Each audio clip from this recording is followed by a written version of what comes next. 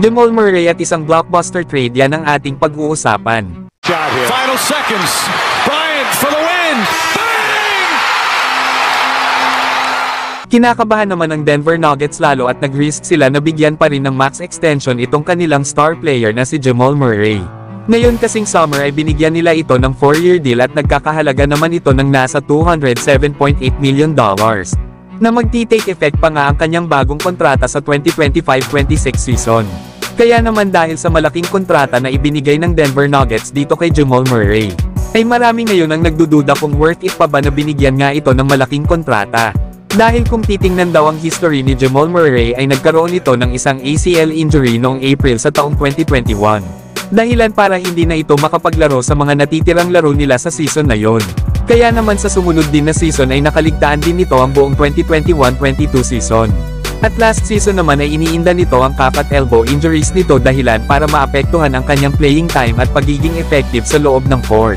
Naayon pa nga kay Brian Windhorst ng ESPN sa kanyang naging pagbisita sa NBA Today's, na kung titingnan nga daw ang career numbers ni Jamal Murray ay ito daw ang kanyang worst playoff performance. Ito ay kahit maganda ang ipinapakita ni Jamal Murray noong nakaraang playoffs. Alam naman daw ni Brian Windhorst na meron itong calf at elbow injury na hindi naman daw niya ito binabaliwala.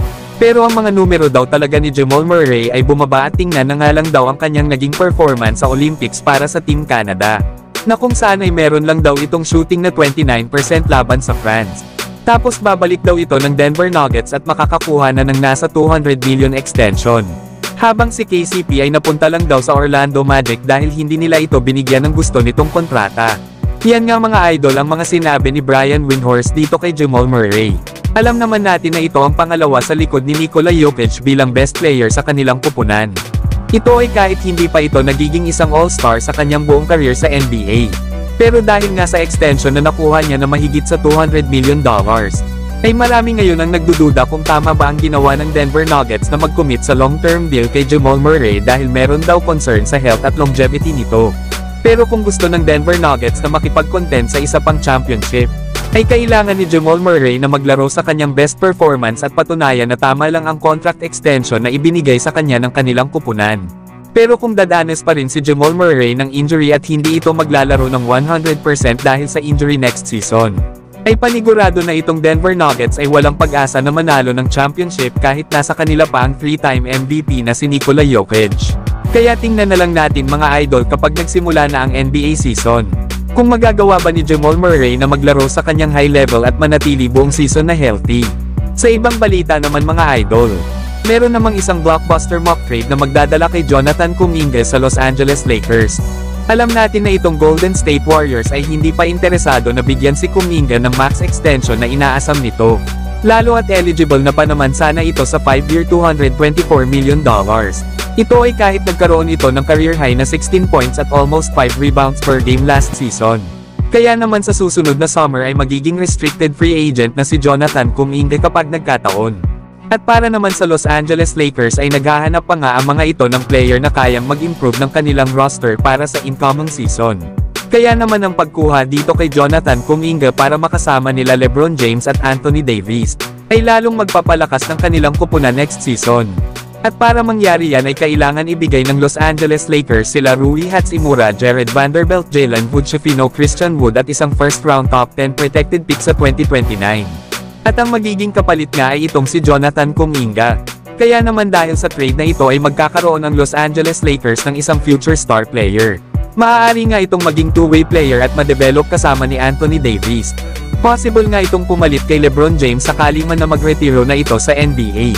Pinatunayan na rin naman ni Jonathan Kuminga na may potential siya para maging star player. Ito ay dahil sa kanyang pagiging athletic at pagkakaroon ng defensive versatility. Lalo na ang kanyang ability na makascore sa all three levels. May tangkad nga itong 6'8" at naglalaro bilang forward at pang-highlight reel nga ang mga plays na ginagawa nito. At dahil nga sa edad nito na 21 years old pa lang at may experience na sa pagiging one-time NBA champion. At nakikitaan na nga ito bilang isang future star player ay mataas daw talaga ang kanyang value. Na kapag nakuha nga daw ito ng Los Angeles Lakers ay magdadala daw ito sa kanilang kupunan para maging contender team mapa present at future man daw ito. Kaya solid daw talaga si Jonathan Kuminga na bagay daw ito sa sistema ng Los Angeles Lakers. May ability nga daw ito na patakbuhin ang kanilang opensa at mag-contribute sa kanilang depensa. Kaya isipin nyo na nga lang daw kung gaano kalakas ang frontcourt ng Lakers kasama si Jonathan Kuminga sa likod nila LeBron James at Anthony Davis. Samantalang para naman sa Golden State Warriors, ay makakapag-rebuild na ang kanilang kupunan sa palibot ni Stephen Curry. Lalo at una nang nawala sa kanila itong si Klay Thompson ang longtime partner nila Draymond at Steph. Nasa ngayon ay nasa Dallas Mavericks na nga ito matapos itong mag-sign ng 3-year deal at nagkakahalaga naman ito ng nasa $50 million.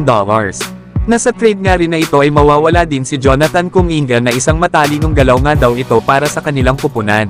Lalo at magkakaroon sila ng ilang mga young assets, na pinapangunahan nila Rui Hachimura at Jalen Hood-Schifino na mga talented players at maaari pang ma-develop sa kanilang kupunan. Na kung titingnan nga daw ang offensive game ni Hachimura sa ngayon kesa kay Kuminga ay mas polished na daw ito sa ngayon. At para naman dito kay Jalen Hood-Schifino ay kailangan pa itong i-develop ng Warriors.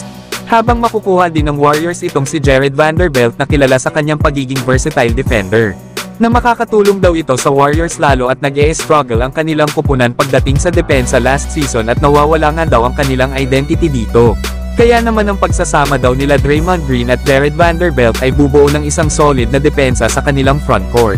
Habang makukuha nga din daw ng Warriors itong big man na si Christian Wood. Kaya nga nito ma-stretch ang floor dahil sa kanyang ability na makashoot sa 3-point area. Magbibigay nga daw ito ng space kay Stephen Curry para siya ay madaling makapasok sa depensa ng kalaban. Samantalang ang future top 10 protected pick daw na makukuha ng Warriors sa Lakers sa first round ng 2020. Ay nakadepende na nga lang daw ito sa magiging kalalabasan ng tandem nila Anthony Davis at Jonathan Kuminga. Lalo at inaasahan na nag-retire na si LeBron sa mga taon na yan. Kaya magandang asset talaga ang future pick ng Warriors na nakuha nila sa Lakers. Pero kayo mga idol, ano ang masasabi nyo sa blockbuster trade idea na ito?